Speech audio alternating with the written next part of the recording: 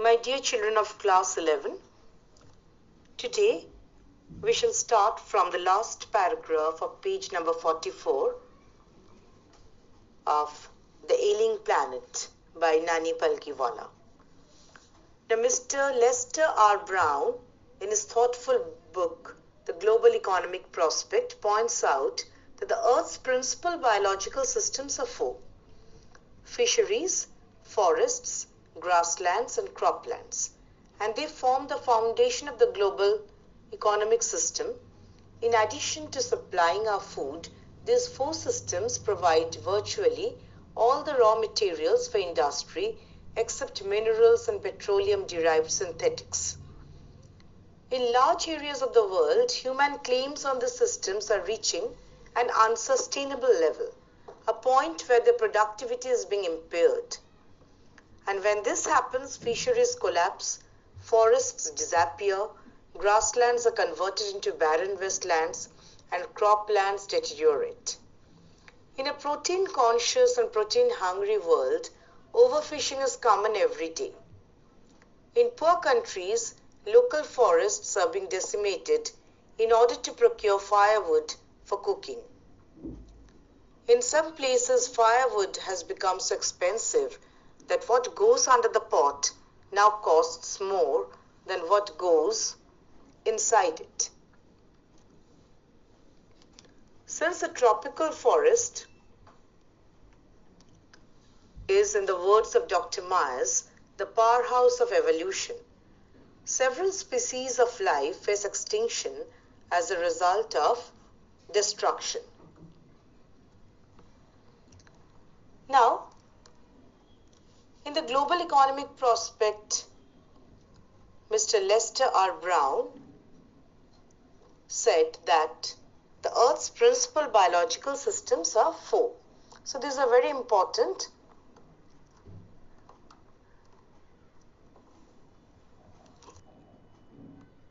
These four systems, fisheries, grasslands, forests, and croplands, provide food and raw materials for industry except for minerals and synthetics.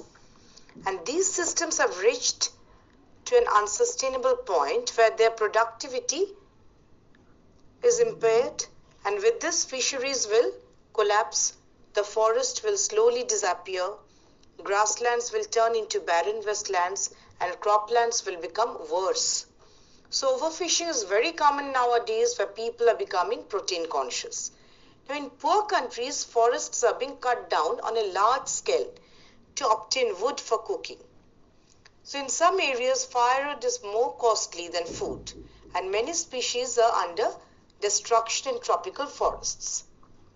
Now, it has been well said that forests precede mankind, deserts follow. The world's ancient patrimony of tropical forests is now eroding at the rate of 40 to 50 million acres a year, and the growing use of dung for burning deprives the soil of an important natural fertilizer.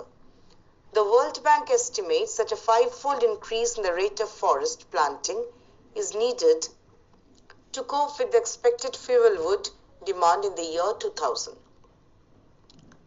James Pett, the president of the World Resources Institute, said the other day, "We were saying that we are losing the forests at an acre a second, but it is much closer to an acre and a half to a second."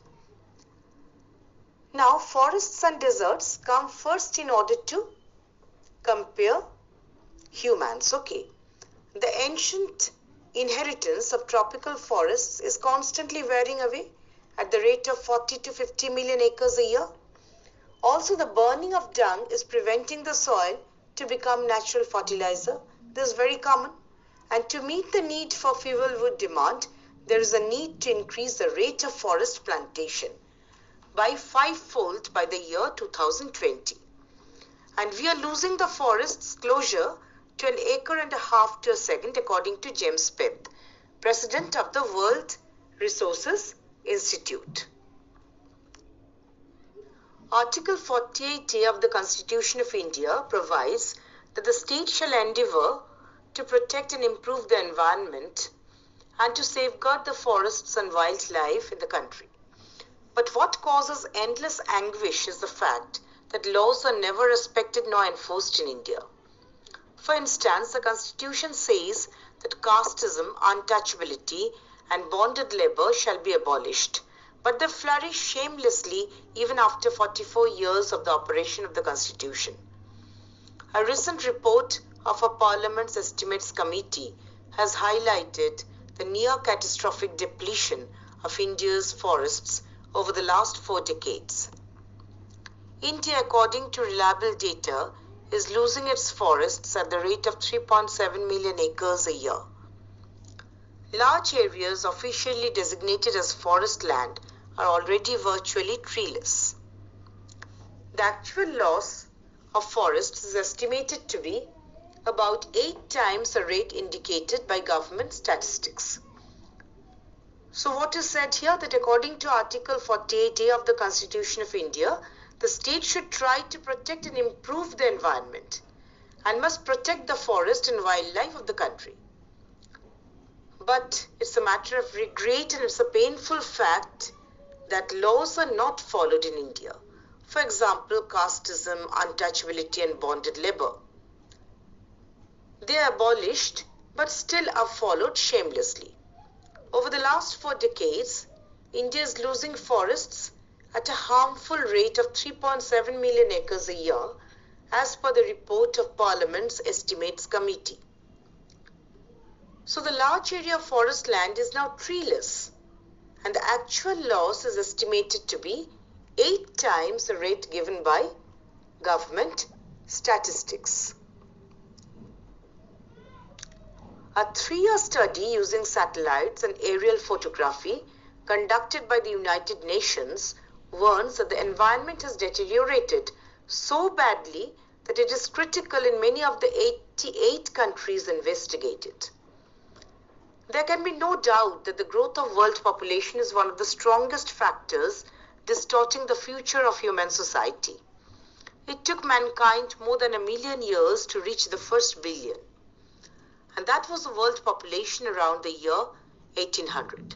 By the year 1900, a second billion was added, and the 20th century has added another 3.7 billion.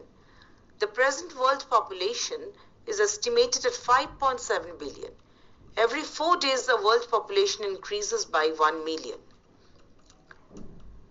So according to the 3-year study conducted by the United Nations using satellites and aerial photography, our environment has got so bad that in 88 countries it has reached the critical stage. Growth of world population at such a fast rate is one of the strongest reasons behind the distortion of the future of mankind. And when it took more than 1 million years to reach the first billion population, in the next 100 years, the population number increased by the next billion numbers. So in the 20th century, the population reached 3.7 billion and the present number is 5.7 billion.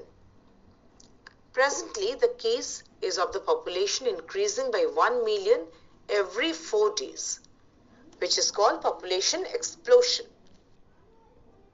Now, Mr. Lester Russell Brown is one of the leading experts on environmental science and is the founder and former president the famous World Watch Institute, a non-profit research institute devoted to global environmental concerns.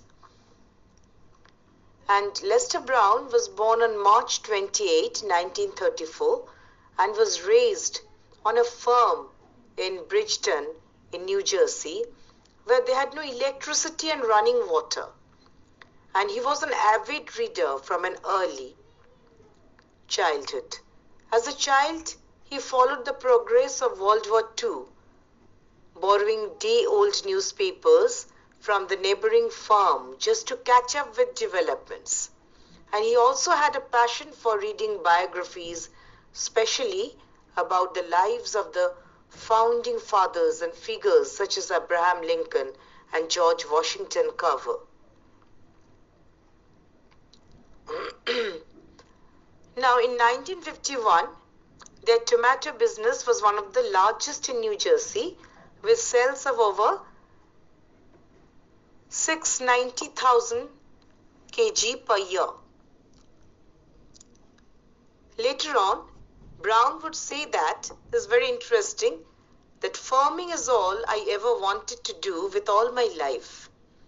You have to know soils, weather, plant pathology, entomology, management, even politics. It's an ideal interdisciplinary profession. So you should know at least something about this personality. And he was a great environmentalist that I already mentioned. Okay.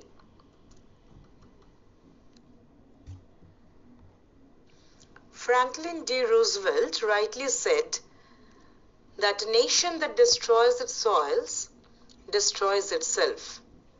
Forests are the lungs of our land, purifying the air and giving fresh strength to our people. Now, the present condition of forests in the world, especially developing countries, is pathetic and miserable.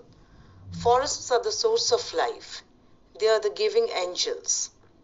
They give man oxygen, rains, wood, fruit, make the world look so beautiful. Yet the sinister man kills them. Who will be more inhumane than man himself? So cutting of forests ultimately endangers man's own existence. Now, most of the world oxygen that the animal species, including man, inhale is produced in the tropical rainforests. More than half of the world's estimated 10 million species of plants, animals and insects live in the tropical rainforests.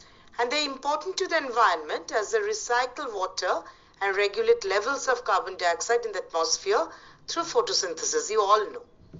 And they are the world's full-time regulators of air and water. So the tropical rainforests are also very important because they are home to an enormous number of plants and animals. Even more importantly, they are home to many unique plants and animals that do not exist anywhere else in the world. So if the tropical rainforests were to be destroyed, so would the homes of all these species. Without a home, many of these species could become extinct. And cutting of these forests will have a negative effect on the environment. It will result in an increase in the amount of carbon and other greenhouse gases in the environment. And burning of these forests will result in the emission of a large amount of carbon dioxide into the air. Carbon dioxide and other greenhouse gases like the oxides of nitrogen and methane are known to trap atmospheric heat, thus increasing the average temperature of the Earth's surface. The students of science all know, and this is a basic thing, everybody should know it. This increase in the temperature near the Earth's surface and oceans is termed as global warming. So extreme weather conditions, changing agricultural yields, and increase in the disease vectors are some of the other effects of global warming.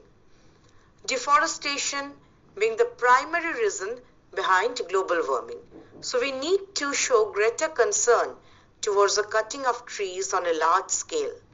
We need to take quick measures for preventing deforestation of the tropical forests so that we can hope for an environment that is healthy to live in.